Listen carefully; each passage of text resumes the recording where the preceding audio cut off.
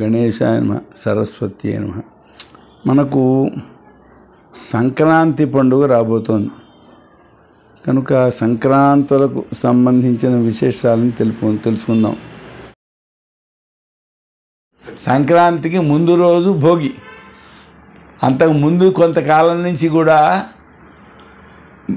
తెల్లవారగట్ల భోగి మంటలు వేసేవారు. చలికాలం కనుక ఆ మంటలు వేస్తే దాని దగ్గర కూర్చుని చలి తగ్గేది.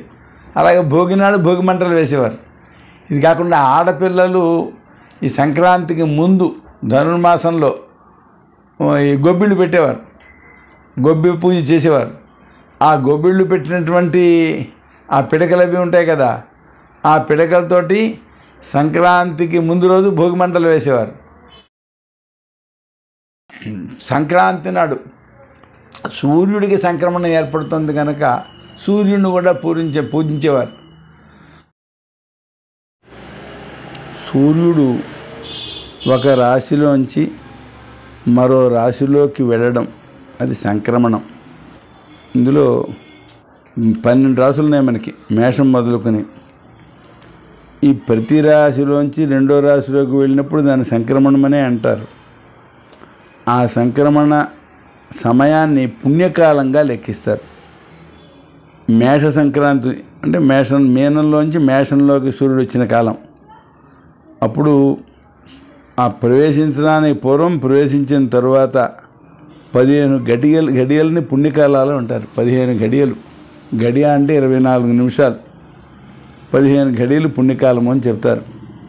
అలాగే వృషభంలోకి సంక్రమించినప్పుడు ముందు 16 గడియలు పుణ్యకాలం అంటారు.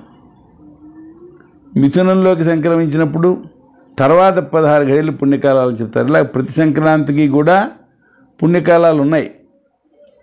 అయితే మకర సంక్రాంతికి విశేషం ఉంది మిగిలిన వాటికంటే.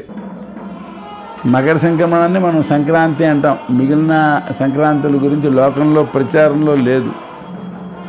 ఈ మకర సంక్రాంతి అయిన తర్వాత 40 గడియలు పుణ్యకాలం అని చెప్పారు. 40 గడియలు. 40 గడియలు అంటే గడికి 24 నిమిషాలని చెప్పా కదా. 40 గడియలు అంటే ఎంతకాలం? 5 గడియలు అంటే 2 గంటలు.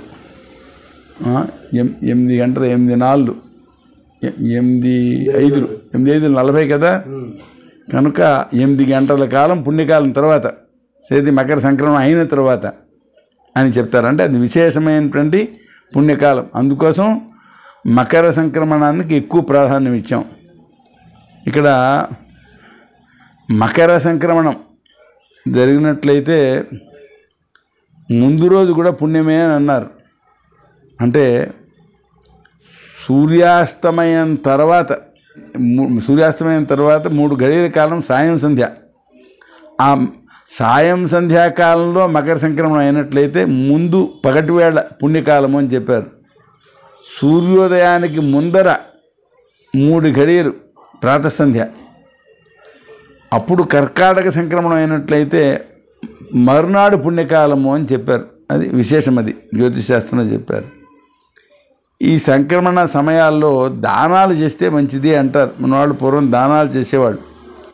కనుక ఇప్పుడు ఈ మకర సంక్రాంతి ఉన్నదే, మకర సంక్రాంతి అప్పుడు చలివేళ కదా, కానీ కట్టెలు నిప్పు దానం చేయమంటారు. చేస్తే ఇతరులకు చలి తగ్గుతుంది కదా, అది అదొక పుణ్యకార్యం అన్నమాట. ఇంకా చాలా రకాల దానాలు చెప్పారు. తర్వాత ఈ సంక్రాంతి నాడు ఉపవాసం చేయమన్నారు. అయితే సంతానం కలిగిన గృహస్థులు ఉపవాసం చేయకూడదు అని కూడా చెప్పారు. అయితే పాపం పోవాలి అనేటువంటి సంకల్పం కలవారు సంక్రాంతి నాడు ఉపవాసం చేయమన్నారు. అన్ని సంక్రాంతులలో కూడా పిండాలు లేకుండా పితృదేవతలను ఉద్దేశించి శ్రాద్ధం పెట్టమన్నారు. అన్నీ పెట్టలేకపోయినా ఈ మకర సంక్రాంతి, కర్కాటక సంక్రాంతికి శ్రాద్ధం పెట్టడం అనేది ముఖ్యము అని చెప్పారు. అలాగే ఇది మన వాళ్ళు ఈ మకర సంక్రాంతికి దానాలు చేస్తుంటారు. స్నానం కూడా చేయమన్నారు. స్నానము, దానము, పితృదేవతలకు శ్రాద్ధం, ఇవి ముఖ్యమని చెప్పారు. అయితే ఈ సంక్రమణం జరగడానికి సుమారుగా 20 రోజుల ముందర అయనాలు వస్తాయి. అయనాలు అంటే అర్థం ఏమిటి? ఇప్పుడు ఉత్తరాయణం అనుకోండి, ఉత్తరాయణం అంటే ఉత్తరం వైపు అంతవరకు దక్షిణంగా వెళ్ళినటువంటి సూర్యుడు ఉత్తరం వైపు వెళ్ళడం కనపడుతుంది. మనం రోజు సూర్యోదయం గమనిస్తుంటాం అనుకోండి. ఉత్తరాయణం ప్రారంభమైనప్పటికీ ఏమవుతుంది, ఒక్కొక్క రోజు సూర్యుడు ఉత్తరం వైపు జరుగుతున్నట్టుగా కనపడుతుంది. మనకి సూర్యోదయ సమయంలో ఉత్తరం వైపు వస్తున్నట్టుగా కనపడుతుంది. ఈ ఉత్తరం వైపు రావడం ఎప్పుడు ప్రారంభమవుతుంది? మకర సంక్రమణానికి 20 రోజుల ముందర వస్తుంది ఆ అయనం. ఆ ప్రతి సంక్రమణానికి ముందర 20 రోజుల ముందర అయనం ప్రారంభమవుతుంది. ఆ అయనాలు కూడా పుణ్యకాలాలే అని చెప్పారు. అది అయితే వాడుకలో అయనాలను పుణ్యకాలాలుగా పరిగణించడం అలవాటు లేదు, కానీ ఆ అయనాలు కూడా పుణ్యకాలాలే అని చెప్పారు. ఆ సంక్రమణం నాడు ఎటువంటి పుణ్యకాలమో ఏం చేయాలని చెప్పారో ఆ అయనాల్లో కూడా అటువంటి స్నానం, దానం మొదలైనవి చేయండి అని చెప్పడం జరిగింది. ఇందులో కొన్ని అయనాలకు ప్రత్యేకించి ఒక్కొక్క సంజ్ఞ కూడా పెట్టారు, ప్రత్యేక సంజ్ఞ. ఏమిటా సంజ్ఞ? వృషభ, సింహ, వృశ్చిక, కుంభ సంక్రాంతులకు విష్ణుపదము అని పేరు పెట్టారు. మిథునం, కన్య, ధనుస్సు, మీనం ఈ సంక్రాంతులకు షడశీతి అని పేరు పెట్టారు. మేషము, తుల ఈ సంక్రాంతులకు విషువము అని పేరు పెట్టారు. ఇక ప్రసిద్ధమైన మకర సంక్రాంతి, కర్కాటక సంక్రాంతికి అయనములు అని పేరు పెట్టారు. అంటే మకరాయణం, కర్కటాయనం అన్నమాట. ఈ సంక్రాంతులలో ఒకదానికంటే ఒకటి అధికమైన పుణ్యప్రదమైన కాలాలు అన్నారు. అందుకని అన్నిటికంటే మకర సంక్రాంతి చాలా అధికమైన పుణ్యప్రదమైన కాలం కనుక ఆ సమయాన్ని పెద్ద పండుగగా చేసుకోవడం అనేది ఉంటుంది. ఇంకో విశేషం ఏంటంటే మంగళకృత్యాల్లో అన్ని సంక్రాంతుల్లోనూ కూడా ముందు తరువాత 16 గడియల కాలం వదిలిపెట్టాలి, మంగళ కార్యాలు చేయవద్దు అన్నారు. మనకు సూర్య సంక్రాంతులు లోకంలో ప్రసిద్ధాలు, కానీ మరి చంద్రుడికి కూడా ఈ సంక్రాంతులు ఏర్పడతాయి కదా. అంటే ఓ రాశిలోంచి ఇంకో రాశిలోకి చంద్రుడు కూడా వెళ్ళడం జరుగుతుంది కదా. ఆ చంద్ర సంబంధమైన సంక్రాంతుల్లో కూడా ముందు వెనుక కలిపి వరుసగా, అంటే ముందు 2 తర్వాత 9, అలాగే ముందు 2 తర్వాత 4 ఇలాగా ఆయా సంక్రాంతుల్లో పుణ్యకాలాలు చెప్పారు. ఆ పుణ్యకాలాల్లో పుణ్యమైనటువంటి కార్యాలు చేయాలి. అంటే స్నానము, దానం, పూజ, పితృతర్పణం ఇలాంటివి చేసుకోవాలన్నమాట అని చెప్పారు. అయితే వాడుకలో ఎక్కువ మంది చేయటం లేదు, చాలామందికి తెలియదు ఆ మాట. పుట్టినరోజున ఈ సంక్రమణం వచ్చినట్లయితే అది ధనానికి మంచిది కాదు. ఆ పీడా పరిహారం కోసం అని చెప్పని తామర రేకుపై ఉండేటువంటి నీళ్లు ఉన్నాయి, తామర రేకుతో ఉండే నీళ్లు, ఆ నీళ్లతో స్నానం చేయమన్నారు.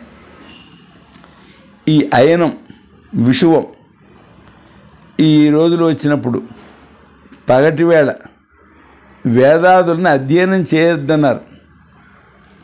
పూర్వము పరము, ముందు రోజు తర్వాత రోజు రాత్రులు ఆ పగటివేళ అధ్యయనం, అధ్యాపనం అంటే వేదాన్ని చదవడం, వేదాన్ని చెప్పడం రెండు చేయొద్దు అని చెప్పారు.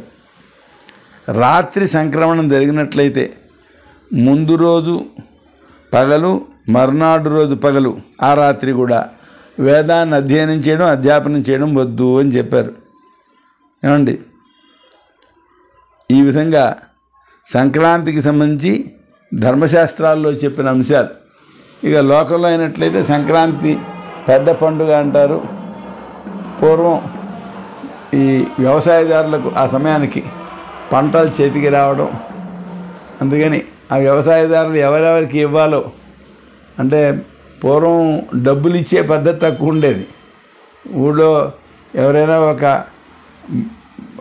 గురువుగారు పిల్లలకి చదువులు చెప్తుంటే, స్కూల్ వీధి పళ్ళు ఉండేవి కదా, చెప్తుంటే ఆయనకు ఆ సంక్రాంతి నాడు కొన్ని ధాన్యం పంపించేవారు. అలా ధాన్యం వస్తే ఆ ధాన్యంతో ఆయన సంవత్సరం గడిపేవారు అన్నమాట. అలాగే ఆ మంగలి, అలాగే చాకలి, ఇలా వేరు వృత్తుల వాళ్ళు ఉంటారు కదా, వాళ్ళందరికీ కూడా ధాన్యమే పంచిపెట్టేవారు. ఈ సంక్రాంతి సమయాల్లో అల్లుడి ఇంటికి రావడం, బంధువులు రావడం, ఇలాగ పెద్ద పండుగలా జరిగేది. అందుకని పెద్ద పండుగ అనిపించేవారు. సంక్రాంతికి తర్వాత నాడు ముక్కనుమ అంటారు. అప్పుడు ఈ ఆవుల్ని వాటిని కూడా అలంకారాలు అవి చేయడం, ఆవుల్ని ఎద్దుల్ని వీటిని అలంకారాలు చేయడం అది చేసేవారు. ఇలాగా సంక్రాంతి ఒక పెద్ద పండుగ. సంక్రాంతికి సెలవులు, ఆ సెలవుల్లో సరదాగా గడపడం, ఇవన్నీ కూడా లోకంలో ఉండేటువంటి ఆచారాలు. ఇది సంక్రాంతి సంబంధించిన సమాచారం. స్వస్తి. అలాగే సంక్రాంతికి మరునాడు కనుమ. ఆ రోజు ప్రయాణాలు అవి పనికిరావు అని చెప్పేవారు. ఆ తర్వాత రోజు ముక్కనుమ. అక్కడి నుంచి అమ్మవారిని పూజ చేసేవారు. సామూహికంగా ఊళ్ళో ఉండే ఆడపిల్లలందరూ కలిసి అమ్మవారిని పూజ చేసేవారు. ఇలాగా సంక్రాంతి అనేది ఒక గొప్ప పెద్ద పండుగగా పూర్వం గడిపేవారు. స్వస్తి.